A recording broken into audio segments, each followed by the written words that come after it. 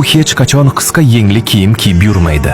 Cristiano Ronaldo faoliyatining boshidan beri doim uzun yengli futbolka kiyib maydonga chiqadi. Sporting, Manchester United, Real Madrid, Juventus yoki Al Nasrda o'ynagan bo'lsa ham, agar jamoada uzun yengli forma bo'lmasa, ichidan o'xshash rangdagi futbolka kiyadi. Bitta butun ko'rinadi. Lekin bir narsa aniq, biz hech qachon uni qisqa yengda ko'rmaymiz. Nega Cristiano Ronaldo doim uzun yeng kiyadi, hatto match jazirama issiqda bo'lsa ham? Birinchi sabab, u o'zini tirnadirmaslikni xohlaydi. Chunki ko'p o'yinchilar tirnoqlarini kesmaydi va yiqilganda qo'llarini tirnadirmaslikni ham istaydi.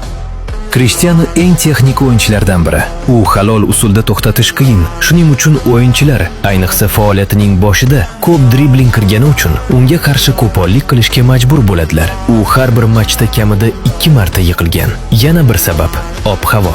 Agar match kunduzi bo'lsa, uzun yenglar uni quyoshdan himoya qiladi. Kechasi esa uni sovqotib qo'ymaydi va o'ynashni qulay qiladi.